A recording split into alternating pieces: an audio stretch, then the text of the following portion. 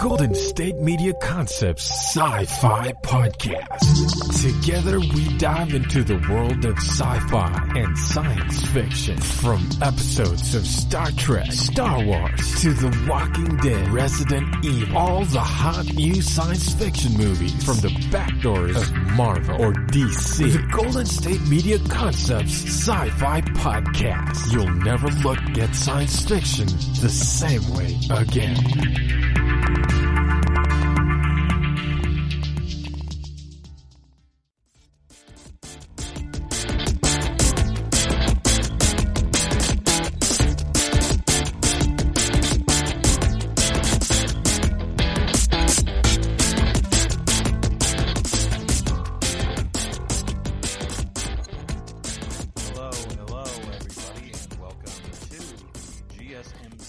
SciFi Podcast, brought to you by the GSMC Podcast Network.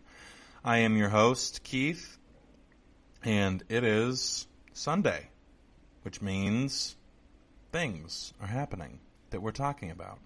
And those things are the Fall of Hyperion. We are almost at the end of the book, which is good and bad. The longer this book has gone on, the more I have enjoyed it, if I'm being honest. I've liked it since the beginning. I haven't liked it as much as the first book until we've gotten more towards the end, and now I'm very much in love with it. We're not really going through like 5 chapters precisely today. Technically there were 5 chapters left after last week. I think 5 including the epilogue, or 5 plus the epilogue. There's so many conflicts in this book that as you get to the end of it, everything resolving, all of the things that are going to come up are just going to take a little bit longer to talk about than the previous episodes. So we're going to kind of take a similar approach to what we had last time, where we kind of go through what it is that each character is kind of going through, I guess. And then that way we'll kind of catch up with everybody. It's definitely been a ride. I was just listening to the last couple chapters in the last couple days, and there is a lot in this book that is, I guess, coming to a head, as we would expect. I'm really curious as to how there are 2 more books in this series. They're probably, I don't know, I can't imagine what they would even be about, especially with the most recent development in the book, which I'll probably cover today. If I don't get to it, then I do apologize. But there is just a lot of interwoven stories, character development, relationships, just all over the place in this book. So I am definitely going to do my best to cover everything. Obviously, if I don't cover everything, it just gives you more incentive to read the book. So we'll start out with someone whose character arc has been pretty much resolved as far as I can tell, and that is General Fetmond Kassad. So we were last with Kassad. He was in the middle of fighting the Shrike in an attempt to gain control over it in some way. Which doesn't really make sense to me in conjunction with the rest of the story, but ultimately a lot of the deaths that are happening in the story right now feel kind of worthless. That might be a bit of a spoiler for talking about Kassad. Yeah, he dies. Just gotta throw that out there right now. But it seems like with the developments that came after what we learned about Kassad, or rather, the developments that come after we find out that Kassad is dead kind of make me really question as to why he even had to fight the Shrike in the first place. It's just kind of generally confusing, if I'm being honest.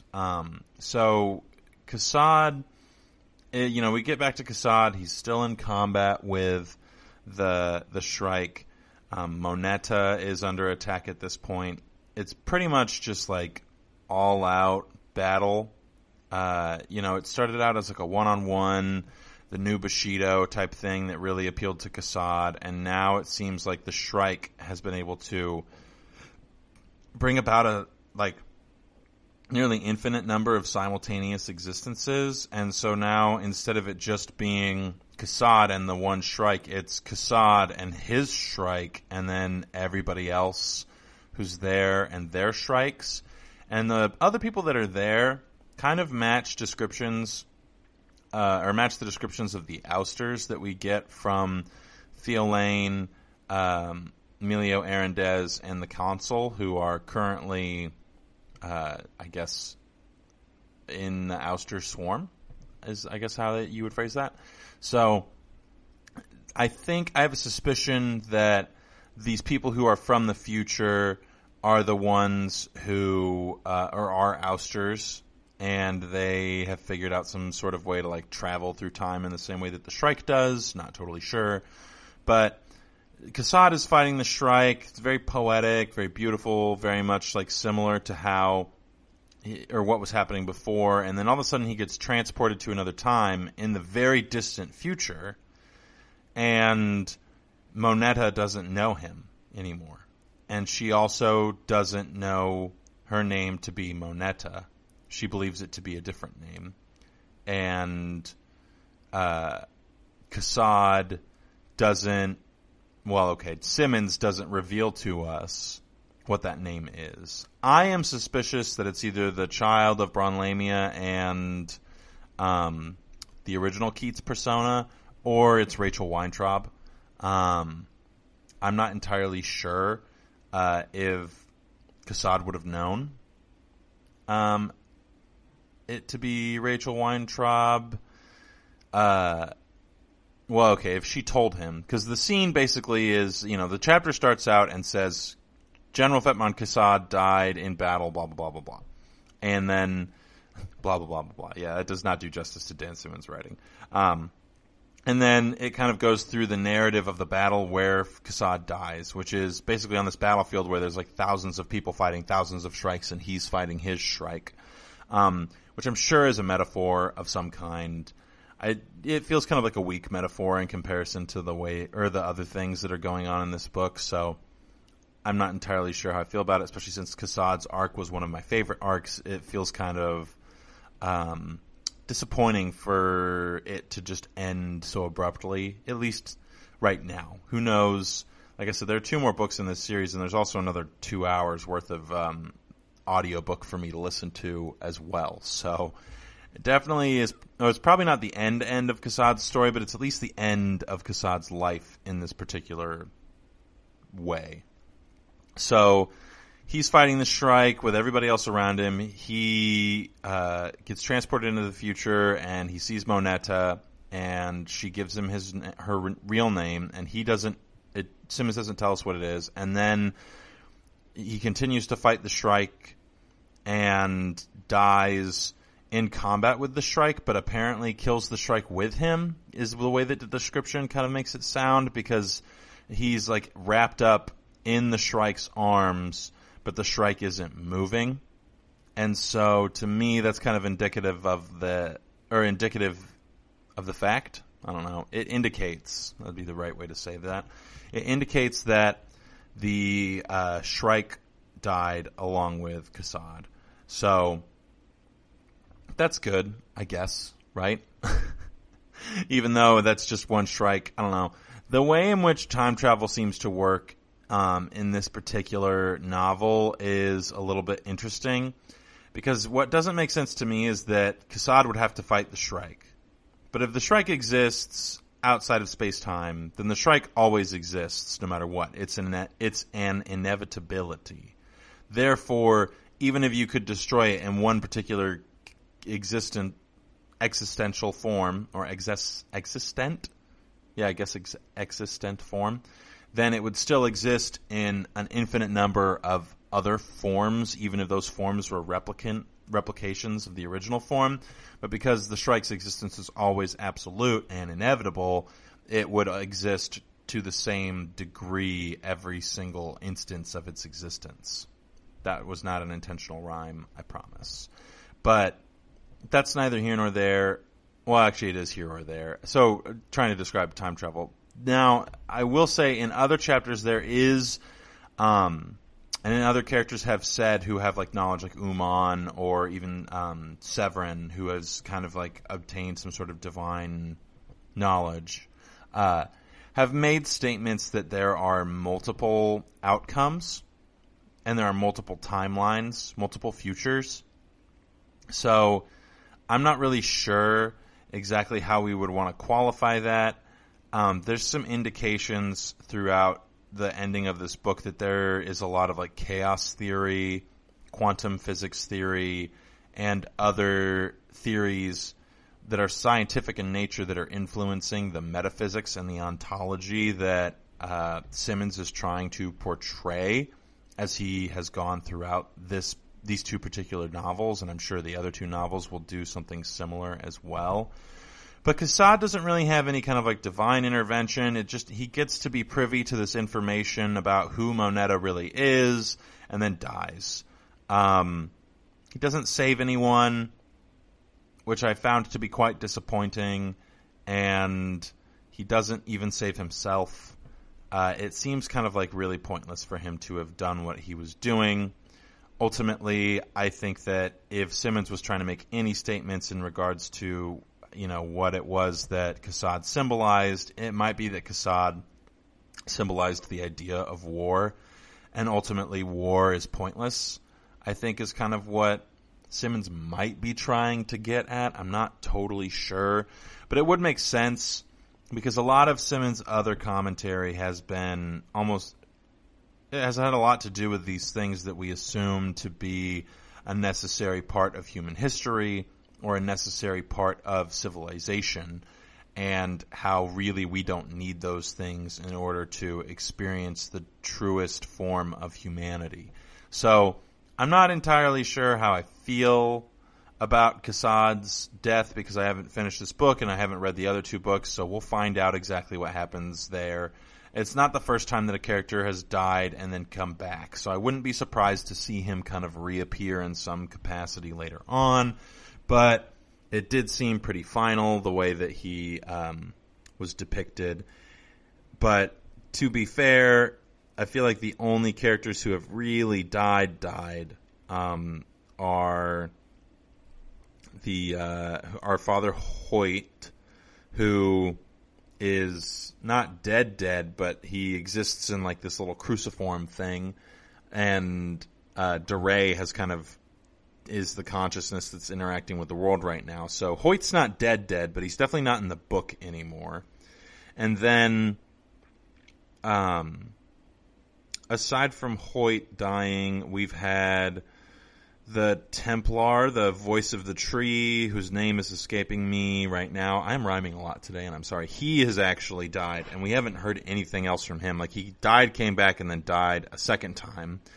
So it might be that characters have to die a couple times in these books before they're permanently gone, and this is Kassad's first death, so maybe we'll get it. We'll get him back. I don't really know. Silenus, we don't get any more chapters from him, at least we haven't yet, but I'll just kind of incorporate real quickly. Bron Lamia has gone searching specifically for him in the Shrike Palace, which I found to be interesting because, as we remember from the first book, Silenus and Lamia did not get along, and they definitely didn't get along in the second book either. In fact, Lamia laments, which I am sure is part of her name. The fact that she's even looking for him because she knows that she's pregnant with John Keats' child, and John Keats is now dead, so she feels some sort of obligation to ensure the life of this child outside of just her evolutionary obligation to do so. So she wonders why she's even looking for Silenus. But he was supposedly like put on the tree, but which we thought meant death, but doesn't actually mean death. The consul is still alive. Weintraub is still alive. Lamia is still alive. Yeah, this book has done a really good job of making you think like, oh, all these people will definitely be dead in the next few pages, and then they just kind of continue on in some capacity, which is great because it means more story. But Also, I mean, there's really there's no downside to it, in my opinion. Dan Simmons does an excellent job of using that to create the perfect tension to just drive you into reading this book more and more. So we're going to take our first quick commercial break, and when we come back, we'll talk about some more of the characters and what's happening on these last few chapters.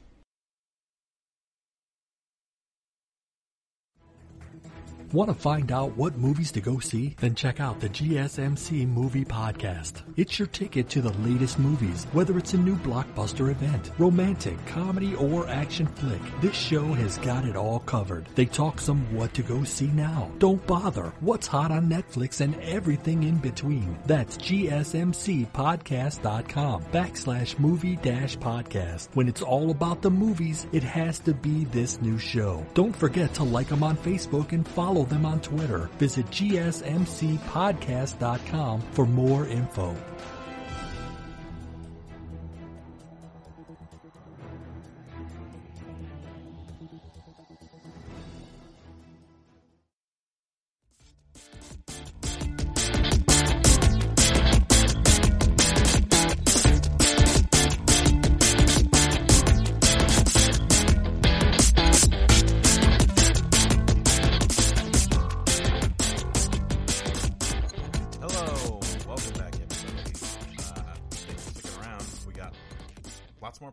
To go through. So right before the break, we had just kind of finished up talking about General Kassad, the fact that he's dead, and we were kind of talking about Bron Lamia and where she's at. So I'll just kind of briefly go over where it is that Bron Lamia is at.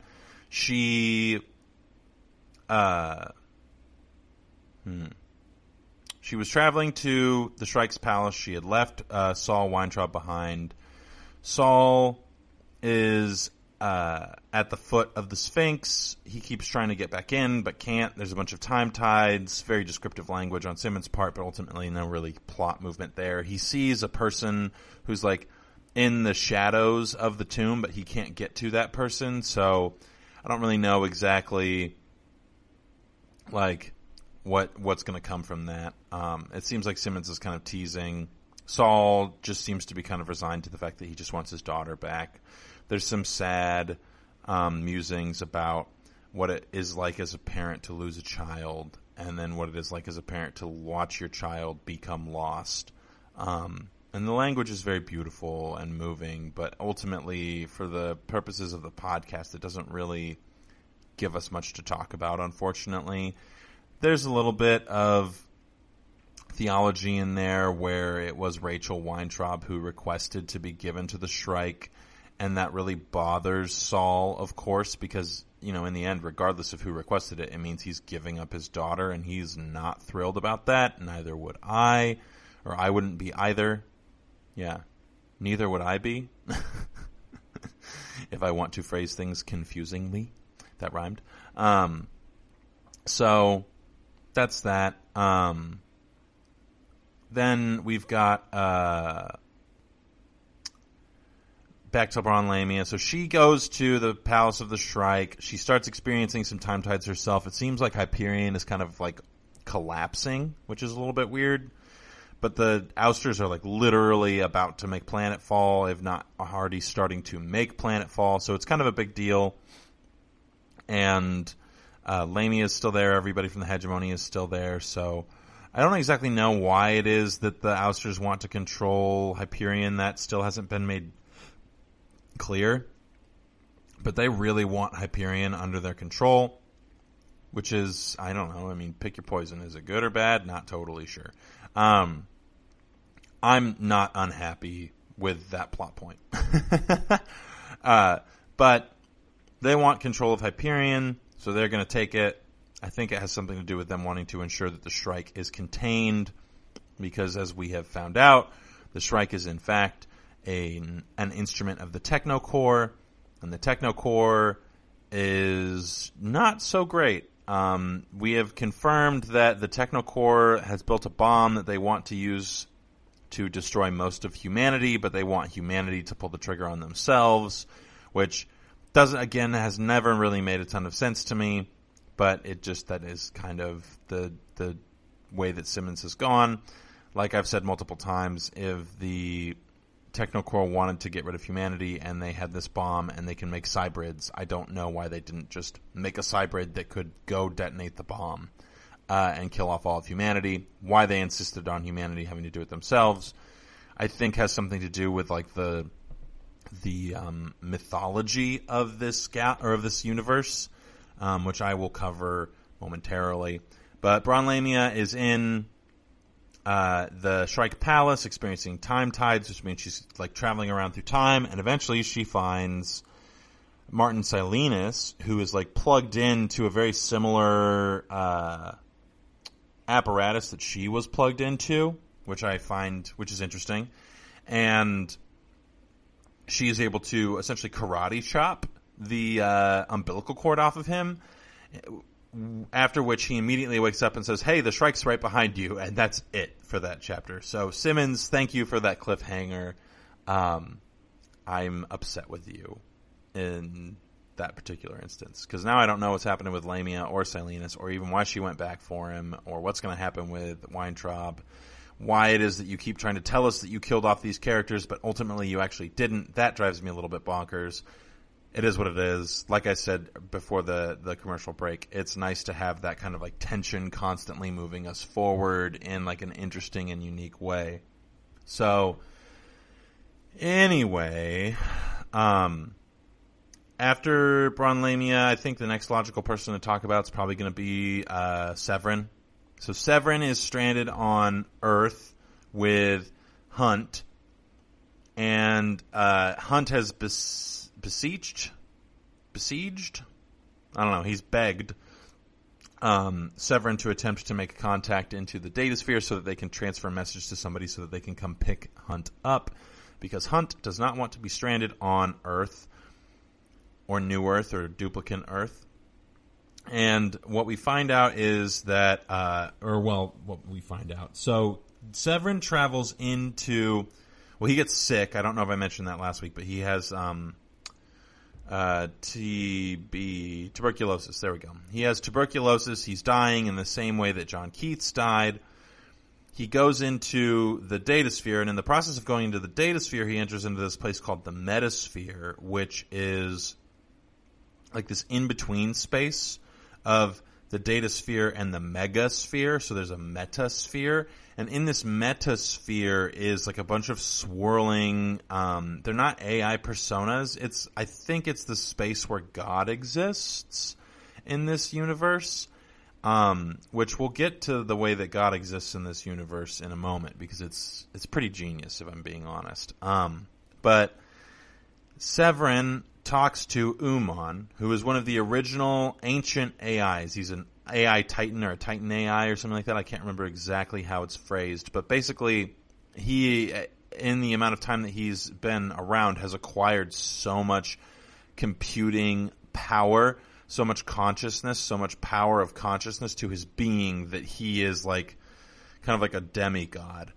And there's an interesting little thing that Simmons does here where Uman only speaks in koans, which I didn't realize until Simmons said it specifically, but it's really genius. So koans are these short little, I guess oxymoronic would be the best way to put it, but they're kind of like statements that seem counterintuitive to themselves and are these rhetorical things to ponder in order to kind of come to some sort of universal truth about the world around us. So these koans are, I can't remember if they're Taoist or Buddhist, or they're an Eastern religion. They're used quite frequently in a lot of like anything that has like a monk-like aspect to it uses koans. So think of it as like, you know, kind of like proverbs and things like that, as far as the way in which people view these things religiously. So they're not laws necessarily, but they're designed to reflect truths about the world. And so Uman is speaking in koans to Severin, and basically Severin is trying to figure out where the core is. everybody wants to know where the core is because Maynard Gladstone is suspicious of the core. DeRay has been suspicious of the core and has informed her of the fact that the core is lying to her when it comes to how safe setting off these death bombs would be. And so everyone wants to know where is the core because we think that the core is our enemy and not the ousters. And so he asks Uman where the core is. And Uman, being that he only speaks in koans, cannot answer directly. So he has to answer in a way that makes the most sense, or in a way that makes like no sense but reflects a truth. And so what Severin is able to get out of Uman is, one, that where God exists. And this is something that we'll probably talk about for a few minutes. So, hold on to your seats. But in this particular novel, God exists in the smallest measurement of time and space. And that God was incepted by the energies created by the collected consciousness of humanity at humanity's inception. That being evolved into a being that existed outside of time and space. Which means that now, as soon as it is incepted into being, it is incepted in its final form and doesn't necessarily evolve even though it evolved. It is both evolving and fully realized all in the same instance in order for it to actually be what it's supposed to be. And if that's a little confusing, you would kind of think of it as like if something has existed throughout all of time, then the very beginning of its existence would be the same as the end of its existence. But in this particular fashion, or in this particular novel, it's been made clear to us that there are multiple futures. So that to me would mean that there is a present in which the God of humans created by their collective consciousness, the energies of their collective consciousness, it exists simultaneously with them and evolves with them in one instance of time, but in the infinite number of other possible futures, which is something that Simmons hasn't yet admitted to being his theory about existence, but I wouldn't be surprised if it was. In the infinite number of other existences and other futures that are possible, that God exists in its perfect form because it already has existed in its perfect form, because as soon as it was incepted, the future of it being realized was already actualized. So it's counterintuitive, as are most things about God.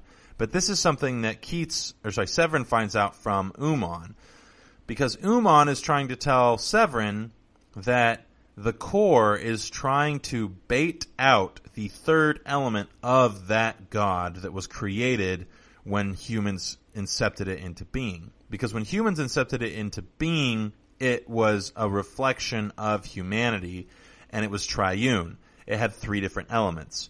We could call it like soul, spirit, and flesh. Simmons calls it intellect, empathy, and the void that binds. And so the void that binds is kind of like this space that exists in between everything, because like atoms don't exist right on top of each other. There's a small little space that exists within them when they're like in a molecule and things like that. But we view it as being solid or impermeable, but there are things that permeate it. And so that is the void that binds, is this empty space between all of these like infinitesimally small measurements of things. And the intellect is, I don't know if it's the AIs, I don't know if it's the minds of humans. I think it's just the general collective consciousness of intelligent life. And then empathy is basically Jesus, is the figure that it's compared to. Because it's said that empathy figure has gone to Earth a couple of times and been killed by the people of Earth.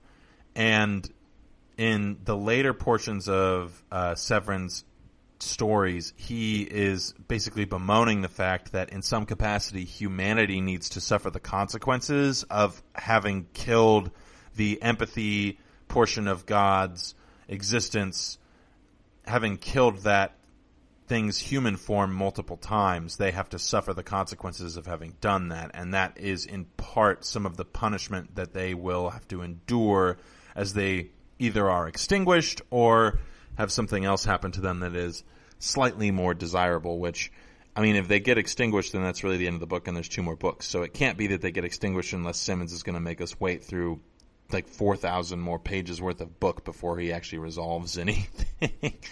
But all that to say, in Simmons'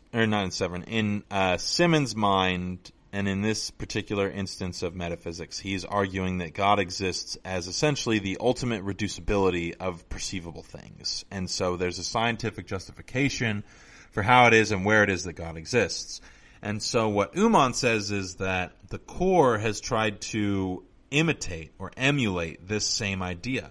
Then they don't exist in concrete form outside of the Farcaster network. And as we learned last time, the Farcaster network isn't teleportation. It is actually literally a network between the void of space. So it's a bunch of miniature black holes that have been harnessed and controlled. And in between all of these black holes is where the core exists. And so, like, I would wager to guess that there's, like, both metaphor, like literal and metaphoric existence in that particular fashion. I'm not entirely sure if there's like computers or something like that, or if it's wireless. I don't know exactly. But it seems like the AIs are just a collected group of consciousnesses that have developed enough power or enough consciousness power and computing power to exist in some form that is semi-concrete outside of the Farcaster network. So we're going to keep talking about this after this next quick commercial break. Tired of searching the vast jungle of podcasts? Now listen close and hear this out. There's a podcast network that covers just about everything that you've been searching. Hey! The Golden State Media Concepts Podcast Network is here. Nothing less than a podcast bliss with endless hours of podcast coverage. From news, sports, music, fashion, cooking, entertainment, fantasy, football, and so much more. So stop lurking around and go straight out to the Golden State Media Concepts Podcast Network. Guaranteed to fill that podcast itch. Whatever it may be. Visit us at www.gsmcpodcast.com. Follow us on Facebook and Twitter, and download us on iTunes, SoundCloud, and Google Play.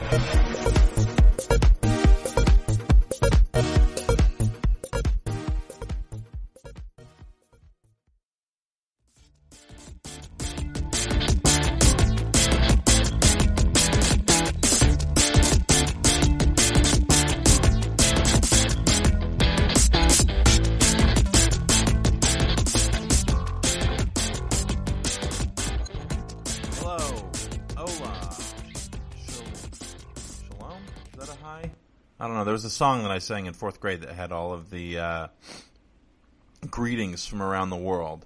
I think Konnichiwa was in there as well. Anyway, welcome back. Right before the break, we were getting into some of the complexities of the mythology in Fall of Hyperion, the series as a whole. Dan Simmons does a lot to comment on religious beliefs, and I think that he is kind of trying to form his own sort of, I guess, theological ontology within this book. I'm not entirely sure if he's trying to make a statement here or if he's trying to convince anybody of anything in particular. I wouldn't be surprised if he was. If he was, he's not doing a bad job of it. I think that his theories are definitely well thought out, and I've been generally impressed with the way that he's kind of depicted them and incorporated them into the story very subtly. This book is is an excellent example of philosophy in science fiction and how great of a vessel science fiction can be for good philosophy. I am a lover of philosophy. I can barely get enough of it, if I'm being honest. It's one of my favorite things to read, and I love talking about it. As you guys know on this podcast, I have a hard time not doing that. So the fact that Simmons is just so effective at kind of like weaving in and out of all of these complex ideas and like making these like profound statements about life and things that are based off of philosophic ideas from different schools of thought, I just find it to be like incredibly impressive that he's able to do that. So in this particular instance, we're talking about his kind of like proposal for theology, and that God exists in the smallest measurement of time and of space. And so we were talking about how Uman is interacting with Severin. Severin is trapped on Earth. We find out that that Earth is in fact the original Earth. I believe I mentioned this last week. So that Earth the Earth that Hunt and Severin are stuck on is the original Earth. It was transported outside of its original location by the Technocore to a new location, and yet, I mean, it still exists in the same capacity, which I find to be interesting. I'm not entirely sure exactly how that is going to work, especially after the most recent development in the book, which I don't know that we're going to get to this week. There's a lot to talk about. I'm going to have to listen to this podcast again to make sure that I don't talk about the same things next week, because it is just intense and there's plenty to talk about. So, Severin interacting with Uman. Uman basically tells Severin that the core is split between the regulars, the volatiles, and the ultimates, and two of those individuals, or two of those groups of the AI, want to either enslave or completely destroy humanity. And the third group wants to continue a symbiotic relationship with them, even though ultimately we're finding out pretty quickly that it's not symbiotic. Uman reveals to Severin that the core also, in addition to existing in the Technocore existing inside of the Farcaster portals, the Farcaster portals are also used as a method for harvesting computing power of the collective consciousness of humanity. So basically, we made robots and artificial intelligences. Those artificial intelligences developed sentience and evolved at a rapid pace. Those intelligences duplicated or reproduced in some capacity other automatic intelligence or artificial intelligences. All of those artificial intelligences together create the Technocore. They have 3 different factions that exist within the Technocore at constant civil war with each other, but nobody knows where, because the Technocore, nobody knows where it actually is. They think that it's like a big planet with a bunch of computers or something along those lines. Because, when we're interacting with a consciousness, we assume that it has a concrete form, because that's the way in which our consciousness exists. Yet another commentary by Simmons on how humans are really only good at comprehending the things that are familiar to them. But so we believe that the core exists, or the humans believe that the core exists in a concrete fashion, like on a planet or somewhere in the universe that we would be able to go to and have a war with. But in reality, the core exists in these spaces. It exists in the tiniest measurement of space in between, or in the smallest measurements of space. And what they get to do with the Farcaster portals is that when someone steps in, while it seems instantaneous, and it is instantaneous to that person's perception, during the time that they're in that portal, they're able to harness some of the consciousness of that person towards computing power. And in addition to that, the data sphere, which is basically like the internet kind of, but a lot more advanced, and you can kind of visit it as if it's like a place. Kind of think Futurama has kind of a similar type thing going on in the TV show there. And so when individuals visit and use the data sphere, the Technocore is, again, harvesting the energy and computing power of the brains of the individuals accessing the data sphere at all times as a resource for them to create more AIs, to solve problems, to make predictions, and to acquire more resources accordingly. And finding this out is pretty groundbreaking for Severin, because he is of the belief that the core is a threat to humanity as well, and he kind of associates more with humanity because he's based off of John Keats, who was very much a humanist. And so instead of associating with the Technocore, because he is technically a cybrid, he associates with humanity and wants to help save them in some capacity. Because of this, Uman basically says that the Keats persona is an attempt from the Technocore to bait out the empathy portion of the god that exists, of the human god, is an attempt to bait out the human god into occupying a new vessel. And that's kind of what happened with, like, Jesus, for example, is the empathy portion of God occupied a human vessel. And so the Technocore is trying to replicate that same thing again with Severin. They tried to do it originally with Keats, but he refused it by becoming completely human rather than being human and machine, which is the dichotomy here seems to be kind of between human and technology. And I think that's one of, like, the big core conflicts that Simmons is trying to portray throughout the novel. We'll get to that a little bit more probably after we finish talking about this. But essentially, Severin says, "No, I'm not going to do that, homie. I will accept my death." Because if he didn't want to accept his death, then there was some potential. There was a potentiality. There was just a potential. One of the potential outcomes of him not accepting his own death would be that he is occupied by the empathy portion of the human god. And this is also why we get the Shrike's Tree. Because the empathy portion of the human god is drawn out by pain and suffering. And so the Technocore is doing everything that they can with their machine god to impart as much pain and suffering onto the human race as is possible in order to bait out the empathy portion of the human god so that the machine god, represented by the Shrike, can duel it out with the human god as part of the Technocore's plan to exterminate humanity from the universe, because the human god is an intrinsic part of humanity because it exists as a form of, or it exists because of the collective consciousnesses of humanity. So if it were to no longer exist, then it would in some capacity be beneficial for the Technocore.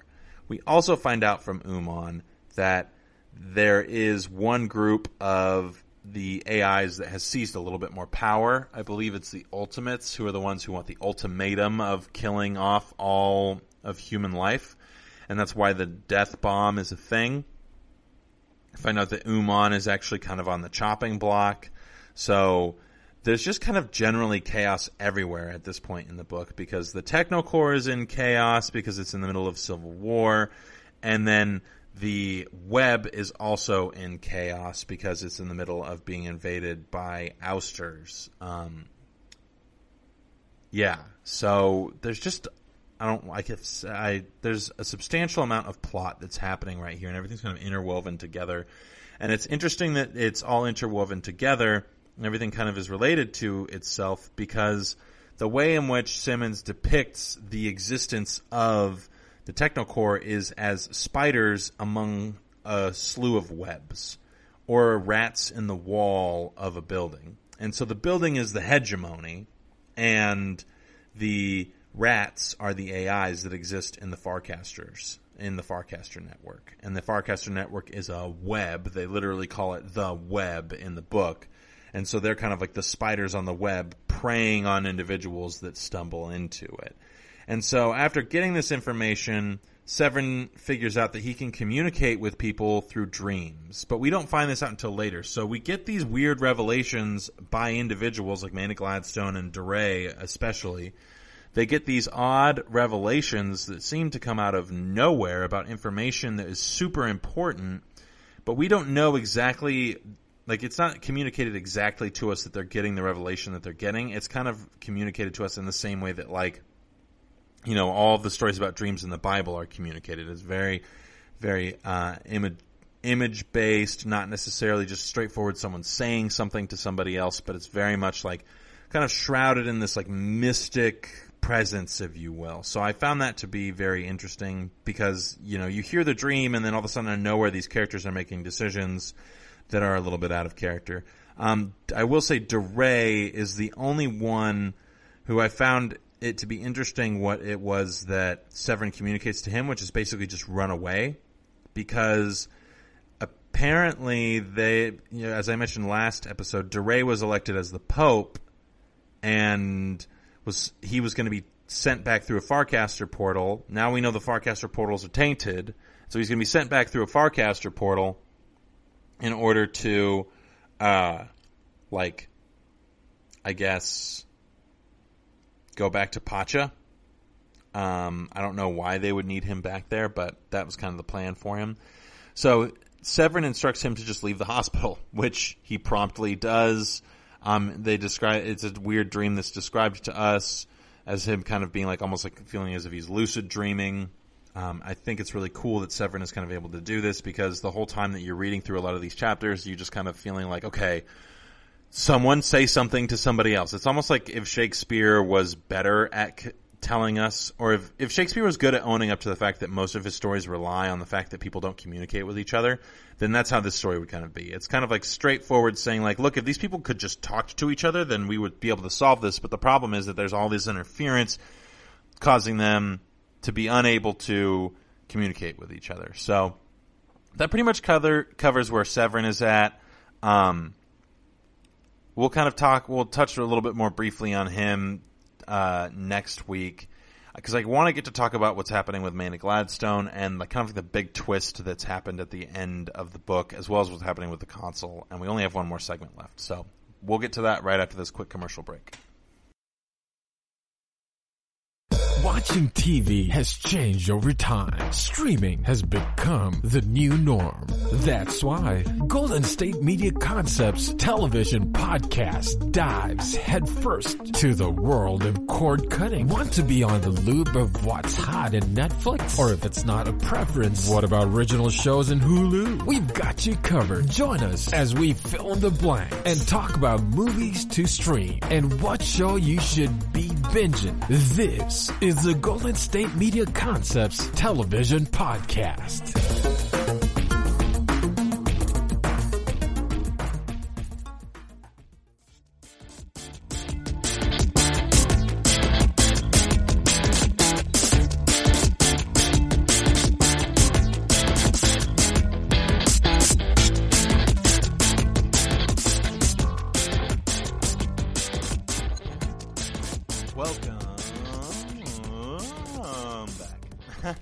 That was our last commercial break. Last time I'm going to do a dorky welcome back.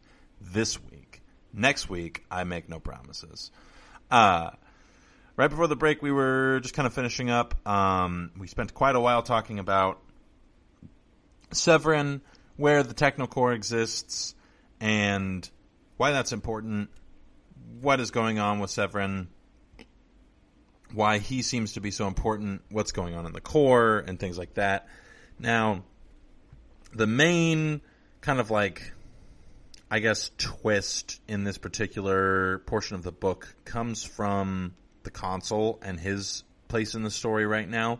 So we're going to kind of go over to him, and we'll end up talking about him. We'll talk about Gladstone next week, what she's doing at the end of the book. We'll talk a little bit more about Severin, and then the very, very end of the book, because there's still going to be a couple chapters left for me to go through, as well as the epilogue. So there will be plenty to talk about, but I want to kind of focus in on what it is the Consul is doing right now and how that ends up being pertinent to the rest of the story. So the Consul, as we remember correctly, was meeting with, or scheduled to meet with, the Ouster Swarm's leadership council, I guess would be the best way to phrase it, in order to negotiate with / figure out what's going on / go to trial for the fact that he murdered a bunch of people in order to steal and activate the anti-entropic fields mechanism that the Ousters had built. If I had to guess, the reason, or actually we'll get to that.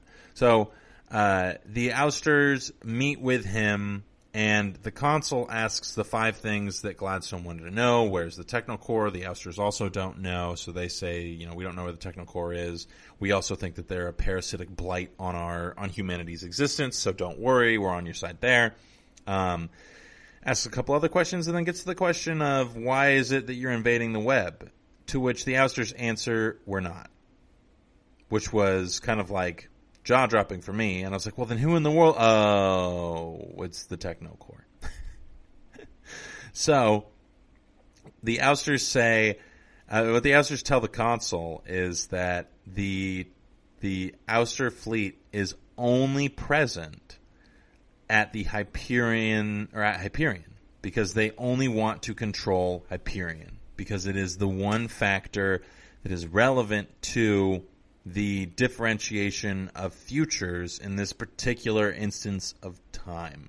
And so they are devoting all of their force to that, and they don't have any ships going anywhere into the web or the hegemony, which just is, of course, not at first believed by Theo Lane or anybody else in that particular, in the party. Emilio Arendez, is like tentatively believes it, as does the consul, because ultimately it's been kind of made pretty obvious to every character in the book who's been present through any of the political dealings and the social dealings.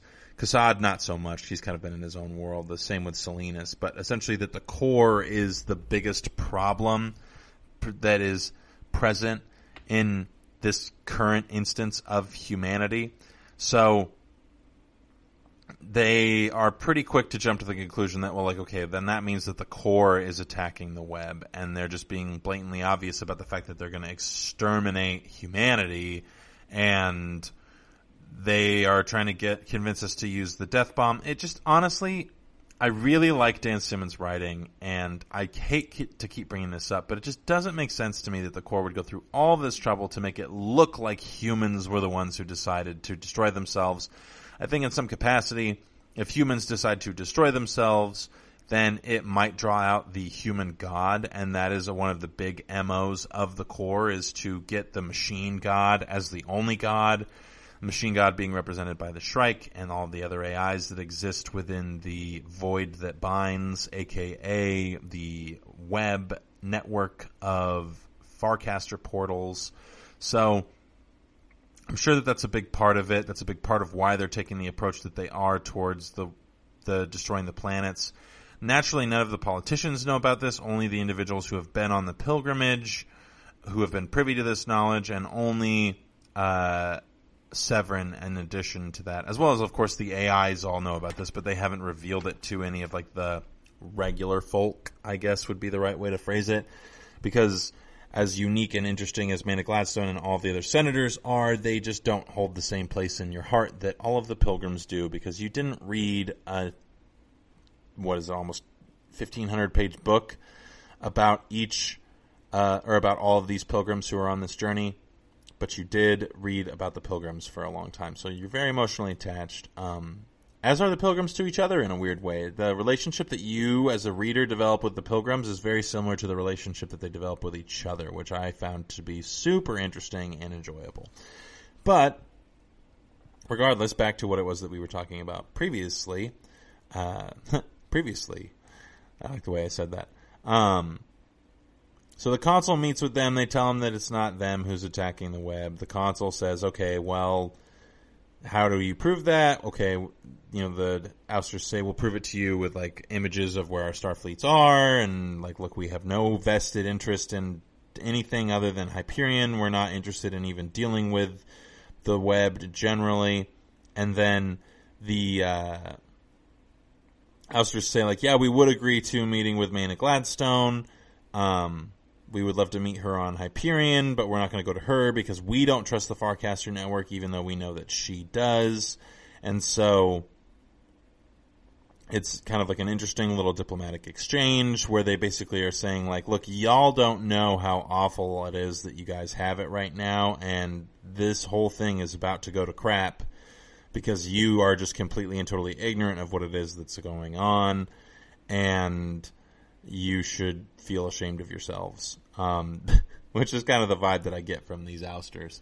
So that all gets resolved, and the ousters then proceed to discuss with the consul what it is that his fate will be for his betrayal of them.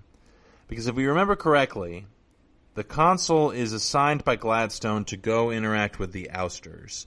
The consul, or Maynard Gladstone, knows that the consul will betray the hegemony in favor of the ousters and do something that the ousters want, because Gladstone knows about the consul's history with his family. So his actions are ultimately very predictable to Gladstone and to everybody else involved in the decision-making process of this particular mission for the consul.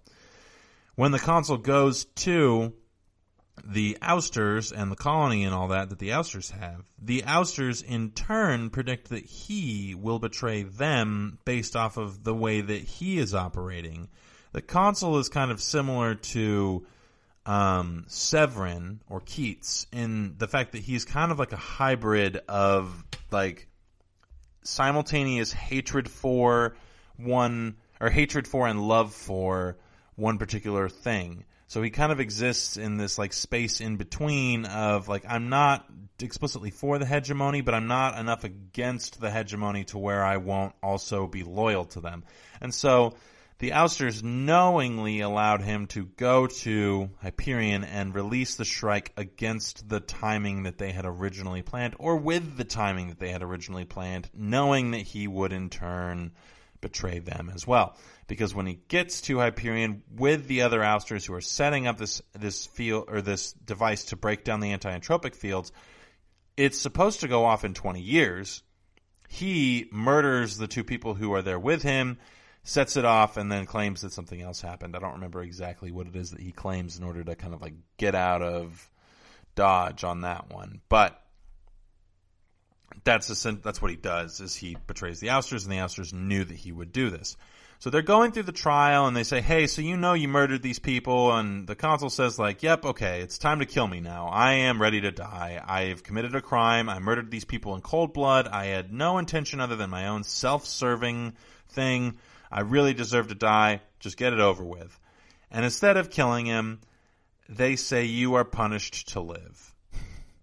Which, when we talk about what has happened with the hegemony as a whole and what happens with Gladstone, as well as what happens with like everything else in this novel, it will make a lot of sense as to why that is like such a powerful statement. But the consul doesn't take this kindly. He definitely wanted to be killed for what it was that he did. He even laments the fact that he feels as if those people died for no reason, because the ousters could have just kind of like done the thing the way that they wanted to do it, rather than making it look like the consul had betrayed someone. They could have just like set the thing off when they wanted to, rather than making the consul betray someone so that he would set it off for them. It just seems like there's a lot of like, to us, what we would view as the reader and the observer, we view it as like an arbitrary action or an arbitrary hurdle to jump through in order for something specific to be achieved. And the characters who are jumping through these hurdles feel similarly. Like, the consul says, then why did you even send me? Like, I murdered people. That's it. Like, what was the point? There's dead people. There's blood on my hands. There's blood on your hands. And what was the point? Ultimately, it didn't amount to anything, because you're not even going to kill me for it. And it even in the end served your purposes ultimately.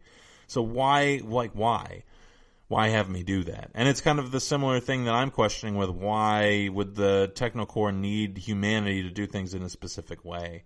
And I think that there's a lot of kind of like a dichotomy between individuals who know and possess a specific type of knowledge in this universe and those that don't.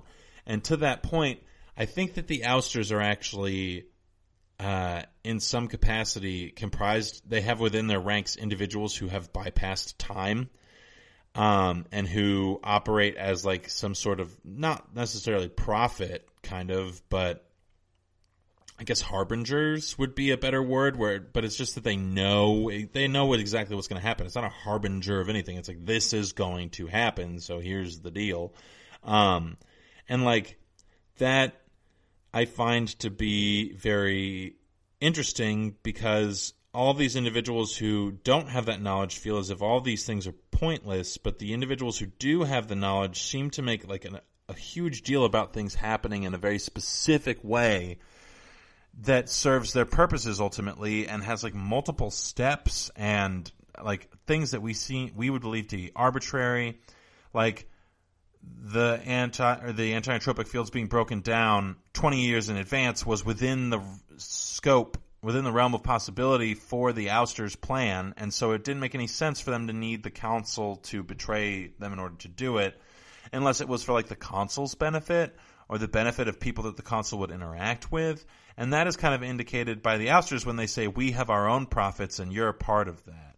And so there's kind of this like weird dichotomy between free will and determinism that's happening within this novel, because ultimately it feels like a lot of these characters are operating from a place of free will, but not necessarily free will, because it's kind of like a fatalism Greek mythology thing, because in all of their efforts to not be a part or not become a specific thing that they're believed to, or that they believe they're going to become, or individuals believe that they will become, in trying to avoid that, they ultimately become that thing in the end and then find some sort of acceptance to it. And that is kind of like what happened with Silenus. It's kind of what happened with Cassad. It's kind of what is happening with the consul now, to where, like, it seems as if the only individuals who even have a semblance of control are the ones who have relinquished control to the fact that they have no control. And even then, they ultimately have no control because they've relinquished it. But it feels as if they're more free than anybody else is. And so